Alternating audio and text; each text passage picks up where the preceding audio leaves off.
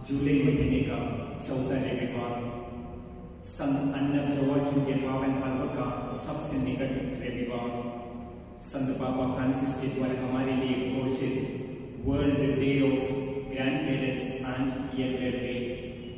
दादा दादी नाना नानी एवं सभी बुजुर्गों के नाम पर समर्पित दिन। मैं हमारे कैटेकिज्म के सभी बच्चे लोगों के नाम पर आप सभी लोगों को आज के पावन दिन की शुभकामनाएं देता हूँ। आपके ऊंचे विचार एवं अनमोल शब्दों के द्वारा हमें ईश्वर का ज्ञान प्राप्त होता है।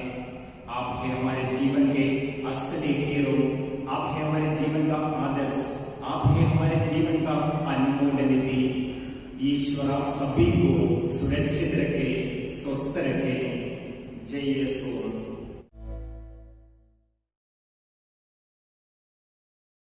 यार बच्चों, मैं रोजमेरी क्रिस्टी आप सभी का ऑनलाइन कैटेकिज्म क्लास में स्वागत करती हूँ और विश्वास करती हूँ कि आप सभी अपने घरों में हेल्दी होंगे। और आज का नया चैप्टर शुरू करने से पहले हम ईश्वर की स्तुति महिमा आराधना करते हुए आगे बढ़ते हैं। ठीक है।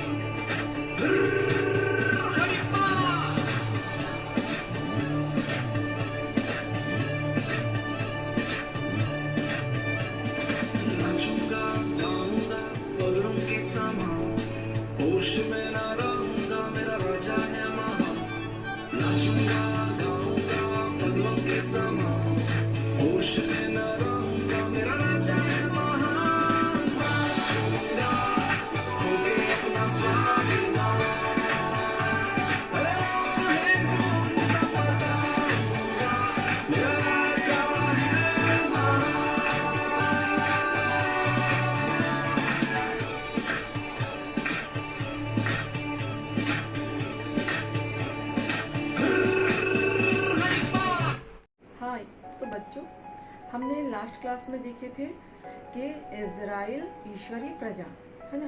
उसमें हमने आदि माता पिता आदम और हेवा, नूह, मूसा, अब्राहिम, इन सब के बारे में जाना। लेकिन हमारा नेक्स्ट चैप्टर है अध्याय 2, कलीसिया ईश्वर की प्रजा। ठीक है। इसमें हम देखेंगे कलीसिया का मतलब होता क्या है। कलीसिया का मतलब ये है कि क्रिस्तियों का एक समुदाय जहाँ पर सभी एक साथ मिलकर ईश्वर की आराधना, स्तुति और पूजा करते हैं। ठीक है। अब इस चैप्टर का हमारा फर्स्ट पॉइंट ये है कि ईश्वरीय प्रजा की बेवफाई। हाँ, ईश्वर ने किस प्रकार से जब इजरायलियों को बचा के लेके आए थे ना मिस्र से, तो उस समय उन्होंने रास्ते में क्या क्या हुआ उनके साथ, मैं आपको एक छोटे से वीडियो के द्वारा दिखाती हूँ।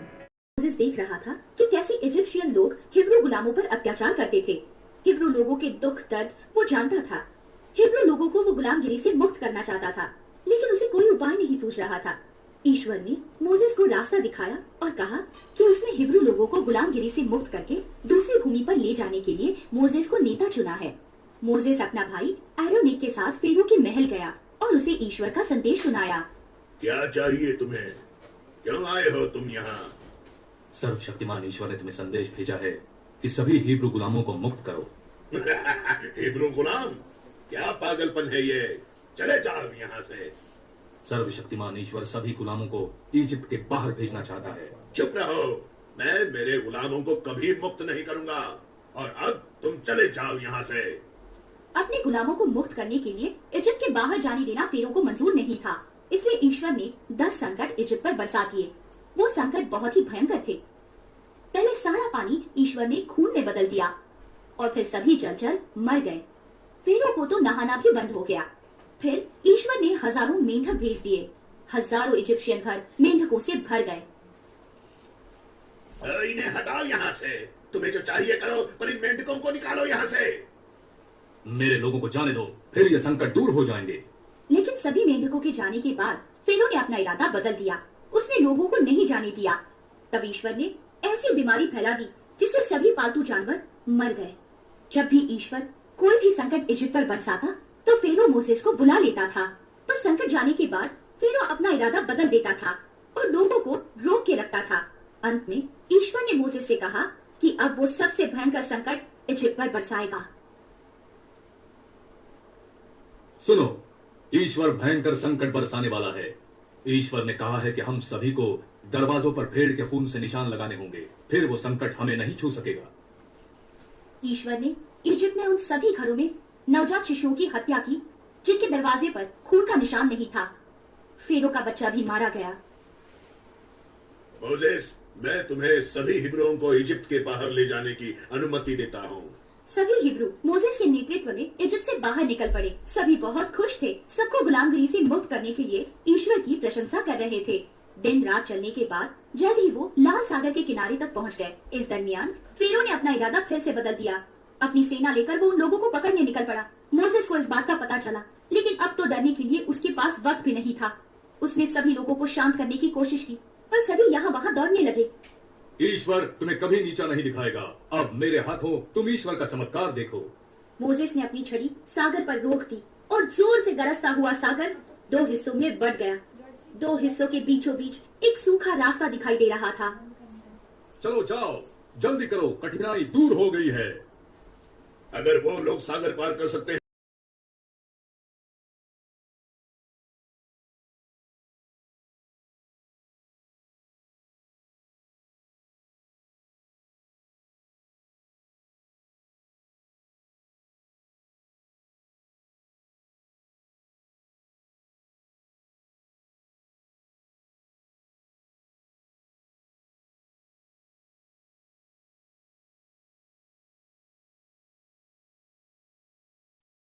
बच्चों, हमने देखा वीडियो में कि ईश्वर ने किस प्रकार से इजरायलियों की मदद की, है ना। अब हम देखेंगे कि हमारा सेकंड पॉइंट है कि धैर्यवान ईश्वर। कौन सा है? धैर्यवान ईश्वर। इसमें यह है कि इजरायलियों की दशा उन बच्चों की तरह थी जिन्हें माता पिता का आज्ञा मानना कठिन लगता है, लेकिन ईश्वर एक प्रेमी पिता के समान अपने बच्चों की नादानी माफ करता रहा। जब जब लोग ईश्वर के पास लौट आते थे और फिर उसमें विश्वास करने लगते थे, ईश्वर उन्हें पुनः अपना लेता था। जिस तरह हम कभी भी कोई भी गलती करते हैं और हम अपने मम्मी पापा से बताते हैं कि मम्मी हमने ऐसी गलती की है, तो हमारे मम्मी पापा हमें माफ़ करते हैं ना, उसी प्रकार ईश्वर भी हमें क्या करते हैं? माफ़ करके अपना लेते हैं। वह अपनी प्रजा के हृदयों को सदा नवीन बनाता रहता था ताकि वह नए व्यवस्थान को स्वीकार कर सके। ठीक है बच्चों, अब हमारा थर्ड पॉइंट है प्रतिज्ञा की परिपूर्णता। इस पे हम देखेंगे कि इजरायलियों के अनेक बार बेवफाई करने के बावजूद ईश्वर ने अपनी प्रजा को कभी नहीं छोड़ा और ना ही उनसे कभी हतोत्साहित हुए। उन्होंने अपना नया विधान स्थापित करने के लिए अपने पुत्र प्रभु यीशु को चुना और इस धरती पर भेजा।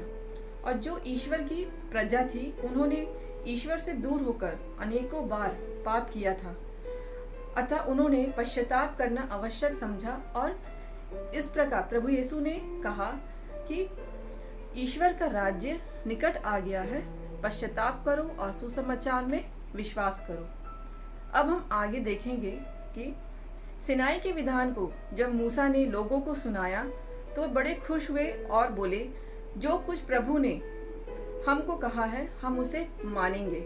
प्रभु यीशु की शिक्षा को अपनाया, वैसे वैसे ईश्वरी राज्य फैलता गया।